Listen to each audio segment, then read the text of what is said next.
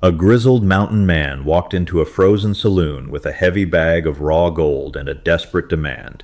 He needed a wife by sunrise. The town laughed, until one destitute woman stepped forward and asked a single, piercing question that would uncover a desperate conspiracy and change both their lives forever. The October wind howling through the Colorado Territory carried the bitter promise of an early, unforgiving winter. Inside the Brass Lantern Saloon, the air hung thick with the scent of stale whiskey, wet wool, and desperation. Josephine Mercer wiped a damp rag across the scarred mahogany bar, her knuckles white and chapped from a decade of relentless toil. At 24, Jo had inherited nothing from her late father, but a crushing mountain of debt, and the deed to a failing boarding house. Sitting in the corner booth, swirling an amber glass, was Thaddeus Cole. He was the town's wealthiest merchant and the holder of the promissory notes that dictated Jo's miserable existence. Tomorrow at noon, the grace period expired. Tomorrow, Thaddeus would foreclose on the property and force Jo into a harsh, indefinite, indentured contract to work off the remaining $800. She was cornered, exhausted, and running out of miracles. The heavy saloon doors burst open, violently interrupting the low murmur of the patrons. The wind swept inside, extinguishing 2 kerosene lamps and sending a shiver through the room. Standing in the threshold was a man who looked as though he had been carved directly from the unforgiving granite of the Uncompahgre peaks. It was Gideon Caldwell. He was a solitary trapper, a mountain man whose reputation was built on whispered rumors and fearful speculation. Gideon stood well over 6 feet, draped in thick wolf pelts and distressed leather. A heavy dusting of snow clung to his dark, unruly beard and the broad brim of his hat. His eyes, the color of a stormy sea, scanned the room with a predator's unsettling calm. He rarely descended into the settlement of Oakhaven, and never after dark. Silence fell over the Brass Lantern. Even Thaddeus Cole stopped swirling his whiskey. Gideon crossed the room, his heavy boots thudding against the floorboards, leaving a trail of melting snow. He stopped directly in front of the bar, mere inches from where Jo stood frozen. Reaching into the deep folds of his coat, he withdrew a heavy leather pouch and slammed it onto the mahogany top. The unmistakable, muffled clinking of solid gold echoed in the quiet room. "I need a wife," Gideon announced, his voice a deep, gravelly rumble that commanded absolute attention. "And the ceremony must be done by tomorrow morning." A beat of stunned silence held the room captive before a collective murmur erupted. Men exchanged bewildered glances. A few of the saloon girls in the back giggled nervously. Thaddeus Cole let out a harsh, barking laugh, pushing himself up from his booth. "A wife?" Thaddeus mocked, stepping closer. "Have the winters finally driven you mad, Caldwell? You think you can just march down from that god-forsaken ridge, slap a bag of nuggets on a table, and buy a woman like a sack of winter flour?" Gideon did not even turn his head to acknowledge Thaddeus. His steely gaze remained fixed on the space behind the bar. "There is $3,000 in raw gold in this pouch," he stated, the calm authority in his tone, chilling the room further. "Enough to buy passage to San Francisco or purchase the largest ranch in the valley. Whoever stands beside me at the altar at sunrise gets it all, free and clear." The giggling in the back stopped instantly. $3,000 was a staggering, almost incomprehensible fortune. It was enough wealth to alter a life completely, to erase past mistakes and secure a lavish future. Women who had recoiled at his rugged, unkempt appearance moments before now stared at the leather pouch with undisguised hunger. "I'll do it," blurted out Sarah, a young seamstress, stepping forward with trembling hands. "I'll marry you, Mr. Caldwell." Gideon finally moved his eyes, assessing the frail, eager girl. He shook his head slightly. "No, you wouldn't survive the first week on the mountain." "I'll take the offer," countered Margaret, a hardened widow who ran the local laundry. "I'm not afraid of the cold or the work." Gideon looked at Margaret, his expression unreadable. For a moment it seemed he might accept, but then a quiet, steady voice cut through the clamor. "A man doesn't come down from the high country at midnight to buy a bride with raw gold unless he is racing the devil himself."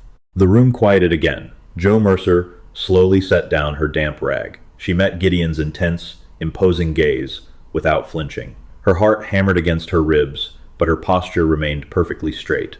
"Are you looking for a partner to share your hearth, Mr. Caldwell?" Joe asked, her voice carrying clear across the silent saloon. "Or are you looking for a respectable shield to protect someone you've left completely defenseless up on that mountain?" The effect of her words was immediate and profound. The stoic, unbreakable facade of the mountain man fractured. Gideon's jaw tightened, and a flash of genuine, raw shock widened his storm-colored eyes. His massive shoulders tensed, dropping into a defensive posture. No one else in the room understood the gravity of the question, but Gideon reacted as if she had struck him. "How do you know that?" he demanded, his voice dropping to a dangerous whisper meant only for her. Joe held her ground. "I saw you at the Mercantile 3 months ago. You bought winter boots, size 3. Too small for you, too small for a woman. You're hiding a child.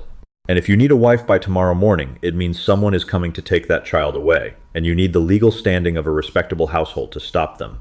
Gideon stared at her, the silence stretching between them. He evaluated the intelligence in her exhausted eyes, the quiet desperation underlying her brave stance, and the sharp intuition that had instantly unraveled his deeply guarded secret. "What is your name?" he asked, the rough edge of his voice softening marginally. "Josephine Mercer." Gideon pushed the heavy leather pouch across the polished wood until it touched her fingertips. "You have a sharp mind, Josephine Mercer, and you are entirely correct. Are you willing to be a shield?" Joe looked at the pouch, then over Gideon's broad shoulder to where Thaddeus Cole was watching with a furious, reddening face. She knew Thaddeus was calculating how this would ruin his plans to own her. "I have an $800 debt to Thaddeus Cole," Joe stated clearly. "Pay it off tonight. The rest remains in my name. In exchange, I will stand with you at sunrise, and I will be the mother that child needs." Gideon did not hesitate. He turned, pulled a massive gold nugget from his pocket, and tossed it toward Thaddeus. The merchant scrambled to catch the heavy metal. "Debt settled," Gideon growled. He turned back to Joe, extending a massive, calloused hand. "I will see you at the church at dawn, Josephine."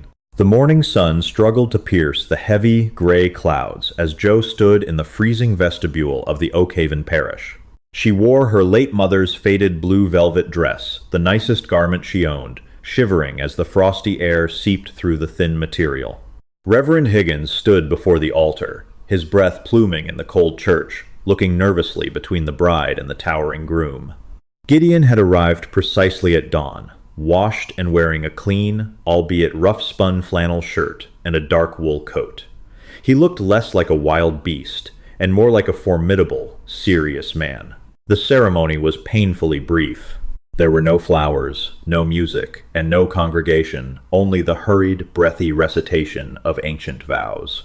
"Do you, Gideon Caldwell, take this woman." The heavy oak doors of the church slammed open, echoing like a gunshot.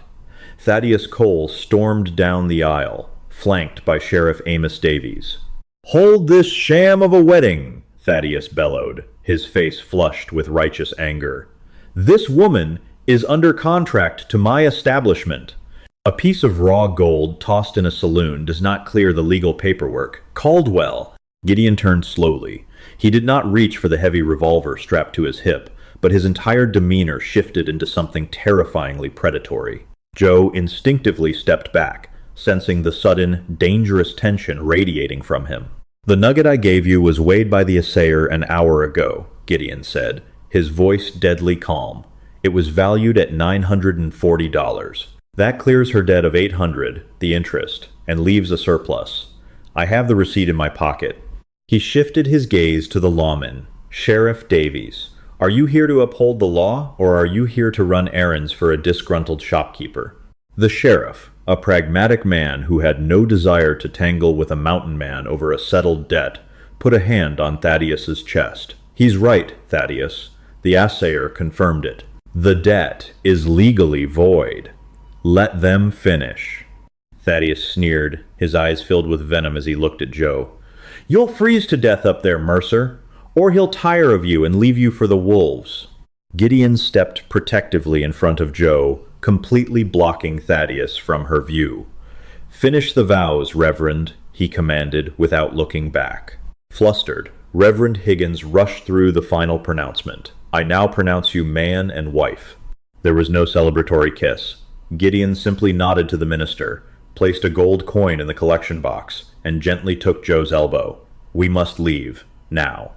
Within 10 minutes, Joe found herself seated on a sturdy roan mare, following Gideon's massive black stallion out of Oakhaven. The town quickly disappeared behind the dense curtain of pine trees, replaced by the imposing vertical wilderness of the Uncompahgre Mountains. The trail was narrow, steep, and coated in a treacherous layer of ice and packed snow. For the first 2 hours, they rode in absolute silence. The only sounds were the crunch of hooves, the creaking of leather saddles, and the whistling wind. Joe gripped the reins tightly, her anxiety mounting. She was legally bound to a stranger, riding into a harsh wilderness, all for a child she had only guessed existed. Her name is Lily, Gideon suddenly spoke, his deep voice carrying back to her over the wind. He did not turn around. She is my late sister's daughter, 4 years old. Joe urged her mare a little closer. Why does she need protecting, Gideon? It was the first time she had used his Christian name. Her father is Josiah Langdon, Gideon replied, the name dropping like a heavy stone. Joe gasped softly. Josiah Langdon was a ruthless cattle baron who owned half the territory. His cruelty was legendary. He abandoned my sister when he found out she was with child. But a month ago, Langdon's only legitimate heir died of fever. Now he wants Lily, not out of love. He needs an heir to secure his empire, to prove his lineage remains strong. Gideon paused, guiding his horse around a massive boulder. Langdon filed an injunction in Denver. A judge ruled that a solitary, uneducated trapper living in a mountain cabin is unfit to raise a child. The court order gave Langdon full custody.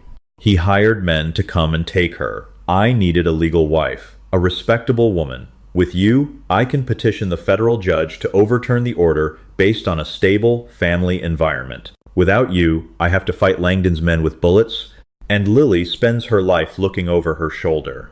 Joe stared at his broad back, a profound sense of respect blossoming in her chest. This terrifying man had not bought a wife for his own comfort. He had sacrificed a fortune to build a legal fortress around a little girl. We will fight the injunction, Joe said firmly.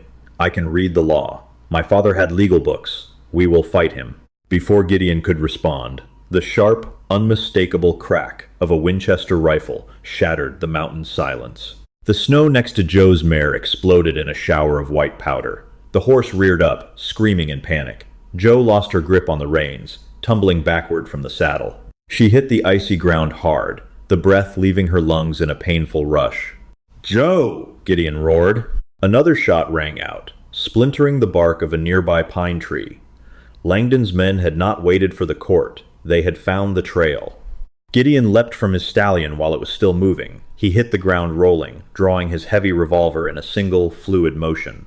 He grabbed Joe by the collar of her coat, dragging her roughly behind the massive granite boulder just as a third bullet ricocheted off the spot where she had fallen. "Stay down," he commanded, his eyes blazing with a fierce, protective fire. He pressed his back against the stone, listening intently to the echo of the gunfire to pinpoint the shooters. There are 3 of them. Higher up the ridge? Joe huddled against the freezing rock, her heart pounding frantically against her ribs. The reality of her new life crashed down upon her. She had traded a slow demise under Thaddeus Cole's thumb for an immediate, deadly battle on a frozen mountainside.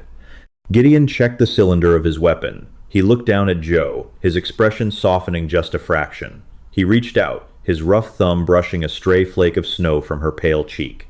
"You asked me if I was racing the devil, Josephine," he whispered, the sound of boots crunching on snow echoing from the ridge above them.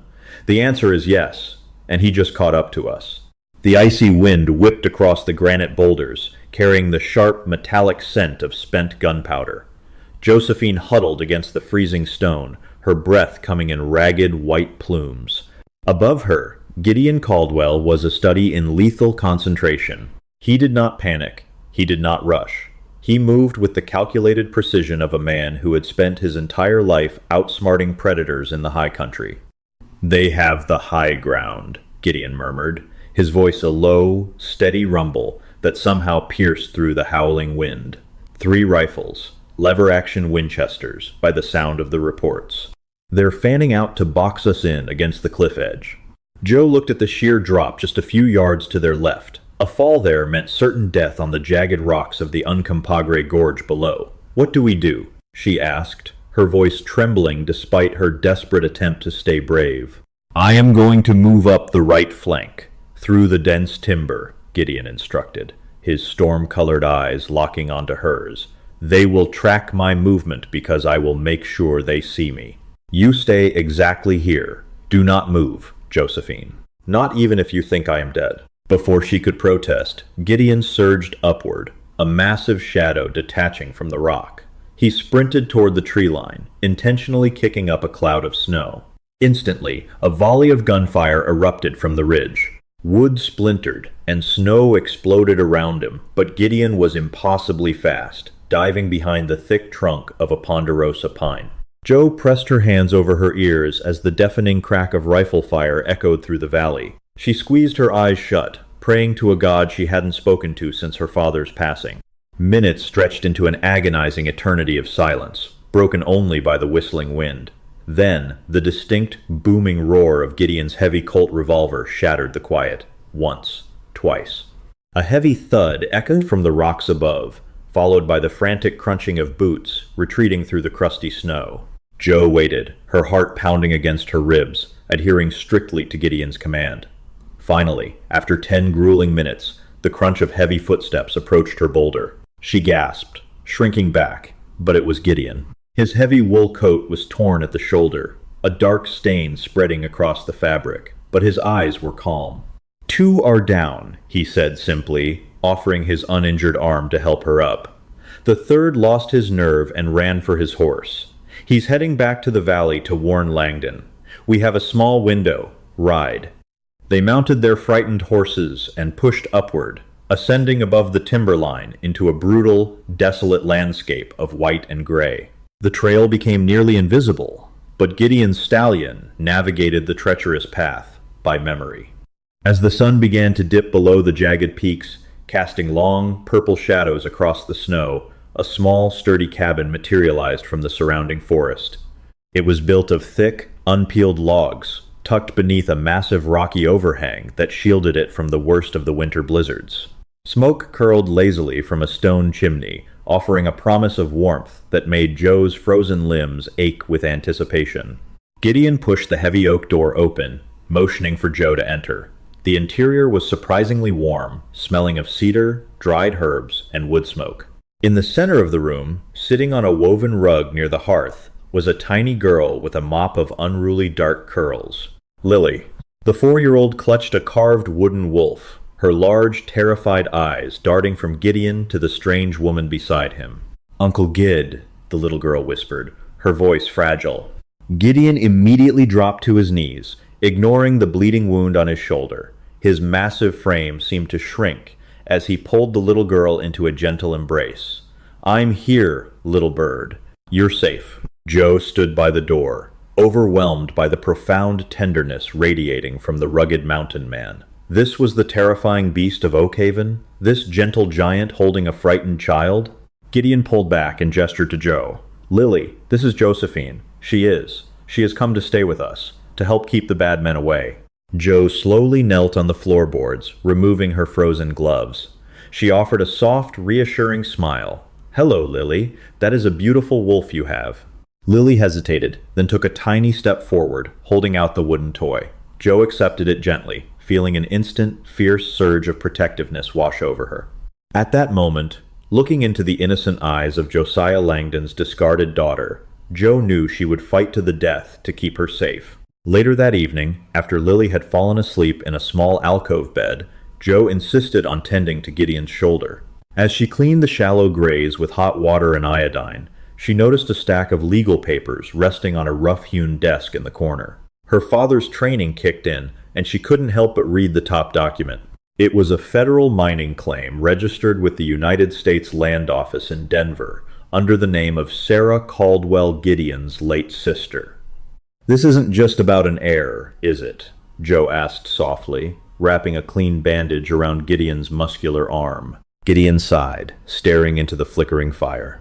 "No, When Sarah left Langdon, she wandered into these mountains. She befriended an old prospector who struck a massive silver vein deep in this ridge. When he died, he left the claim to her.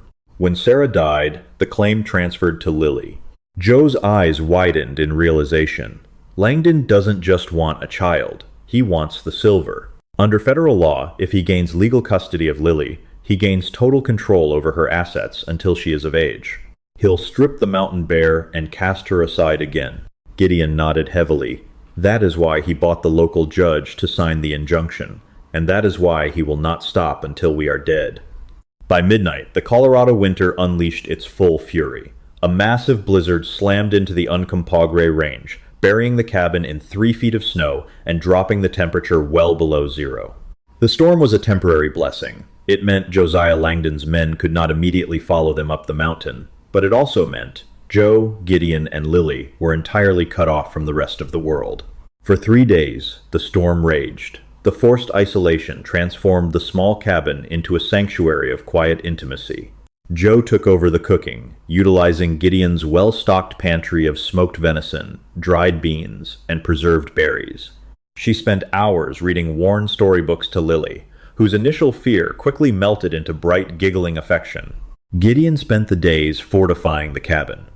He boarded up the lower halves of the windows, checked his ammunition stores, and continuously fed the roaring fire. Yet, despite his relentless preparations for war, Joe noticed how his eyes constantly tracked her movements. There was a quiet reverence in his gaze, a profound appreciation for the warmth and life she had suddenly injected into his solitary existence. On the 3rd night, as the wind began to finally die down outside, Gideon sat at the heavy wooden table, methodically cleaning his Winchester rifle. Joe sat across from him, poring over the federal mining claim and the court injunction Gideon had smuggled out of Oak Haven. The local judge who signed this custody order is corrupt, Joe stated, tapping her finger against the parchment. Judge Higgins in Oak Haven is in Langdon's pocket, but this mining claim is federal. It falls under the jurisdiction of the United States District Court in Denver. Gideon paused his cleaning, looking up. "What are you saying, Josephine?" "I am saying that a local magistrate cannot override federal property laws," Joe explained, her eyes alight with sudden hope. "My father studied under Judge Moses Hallett in Denver before we moved to Oak Haven. Judge Hallett is a federal magistrate, and he is famous for despising corrupt cattle barons who try to steal mining claims. If we can get this paperwork to Judge Hallett, he can issue a federal stay of execution. It would instantly nullify the local custody order. Langdon touching Lily would become a federal crime, bringing the U.S. Marshals down on his head." Gideon stared at her, an unreadable emotion crossing his rugged features. He reached across the table, his calloused fingers gently brushing a lock of hair behind her ear. The touch sent a warm shiver down her spine, completely dispelling the chill of the cabin. "I went into that saloon looking for a shield," Gideon whispered, his voice thick with an emotion he rarely allowed himself to feel. "I did not expect to find a warrior. You are a marvel, Josephine." Joe's breath hitched. She looked into his stormy eyes, seeing past the scars and the gruff exterior to the fiercely loyal, honorable man beneath. "We are married, Gideon," she replied softly. "For better or worse, we fight this together." Their moment of fragile peace was violently shattered the next morning. The blizzard had broken, leaving behind a blindingly bright, silent world of white. But the silence was abruptly torn apart by the sound of 20 horses plunging through the deep snowdrifts. Joe ran to the window, peering through a small crack in the boards. Her blood ran cold. Surrounding the cabin, heavily armed, and sitting atop exhausted but massive horses, were Josiah Langdon and a veritable army of hired guns. Langdon sat at the front, draped in an expensive bearskin coat, his face a mask of aristocratic cruelty. "Caldwell!" Langdon's voice boomed across the snowy clearing, arrogant and dripping with venom. "The storm is over, and your luck has run out. I have 20 men with repeating rifles. You have a wooden shack and nowhere to run." Gideon shoved Joe away from the window, grabbing his Winchester and a bandolier of cartridges. He moved to the heavy oak door, throwing the iron deadbolt into place. "Keep Lily in the alcove," he commanded, his voice returning to the deadly calm of the mountain predator. "Keep her on the floor. Do not stand up." "You are harboring my legal ward," Langdon shouted, his horse pacing restlessly in the snow. "I have a court order signed by a judge. Send the girl out now, and I'll let you and your new mail-order bride walk down this mountain alive. Keep her in there, and I will burn that cabin to the ground with all three of you inside." Joe grabbed the federal mining claim from the table, her hands shaking violently. She looked at Gideon, who was preparing to kick open the firing ports he had cut into the door. He was preparing to die to buy them time. "Gideon, wait!" Joe cried out, an insane, desperate plan forming in her mind. "There is no waiting, Joe," Gideon growled, racking a shell into the chamber of his rifle. "They have kerosene. Once they throw the torches, we suffocate." "He doesn't want the girl. He wants the silver," Joe yelled, grabbing Gideon's arm with surprising strength. "If he kills her, the claim goes to her next of kin." "That's you, Gideon!" "He needs her alive to sign the proxy when she's older, or he needs to legally adopt her. If she burns in there, he loses the mountain." Gideon froze, processing her words. Joe took a deep breath, her heart hammering a frantic rhythm against her ribs. She moved toward the door, ignoring Gideon's shocked protests. She unbolted the heavy wood and pulled it open just enough to step into the freezing threshold, holding the federal document high in her hand.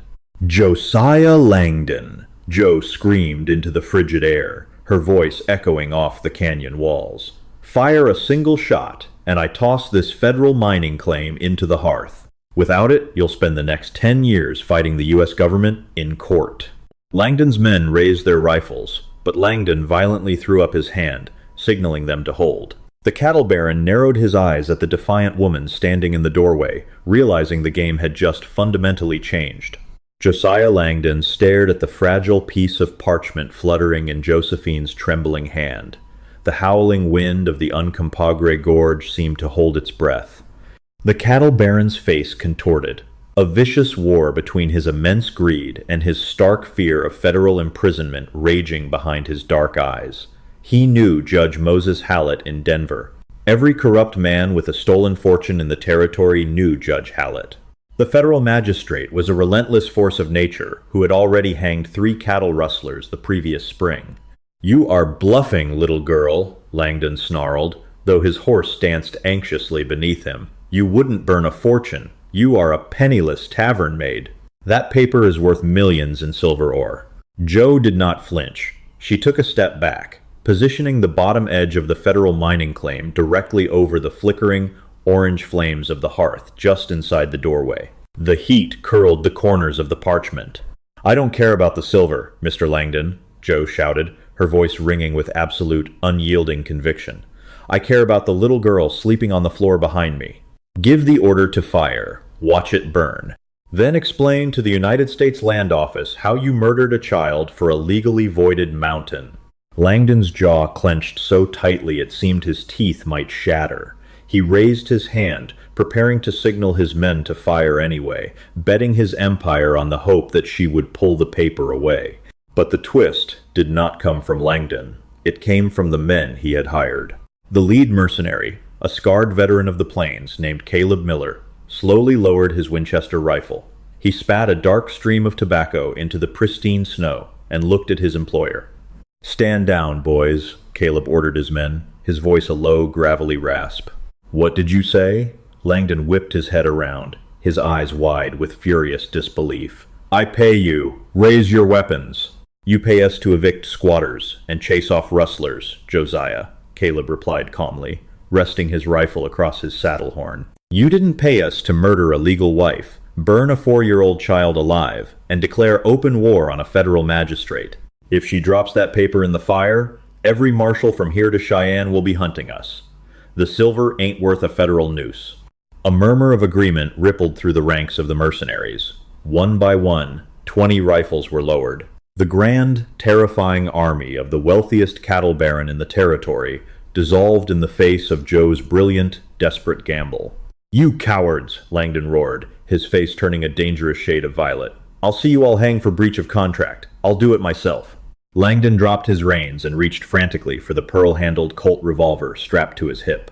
But he was too slow, blinded by his own aristocratic rage. Before Langdon's weapon even cleared its leather holster, Gideon Caldwell kicked the heavy oak door completely open, stepping past Joe in a protective blur of motion. Gideon did not aim. He fired his Winchester from the hip, an instinctive, devastating shot born from years of surviving the wild. The sharp crack of the rifle echoed off the granite peaks. Langdon cried out in shock as his revolver was violently torn from his grasp, the bullet shattering the weapon's cylinder and grazing his knuckles. The cattle baron gripped his injured hand, tumbling backward off his panicked horse and landing heavily in a deep snowdrift. Gideon pumped the lever of his rifle, ejecting the smoking brass casing, and leveled the barrel directly at Langdon's chest. "It is over, Josiah." Gideon's voice was the sound of an avalanche grinding to a halt. "Pick up your wounded pride and ride back down my mountain. If you ever come within 100 miles of Lily or my wife, I will not aim for your gun." Caleb Miller tipped his hat to Gideon, a silent acknowledgement of the mountain man's lethal skill. "We're leaving, Caldwell. He's all yours to drag back to Oakhaven." The mercenaries turned their horses, abandoning their former employer in the snow, eager to put distance between themselves and the federal wrath Joe had invoked. Langdon, shivering and humiliated, scrambled to his feet. He looked at Gideon, then at Joe, realizing that all his wealth and power had been dismantled by a solitary trapper and a desperate barmaid. He clumsily mounted his horse, cradling his hand, and rode down the trail without uttering another word. As the sound of hooves faded into the winter silence, Gideon slowly lowered his rifle.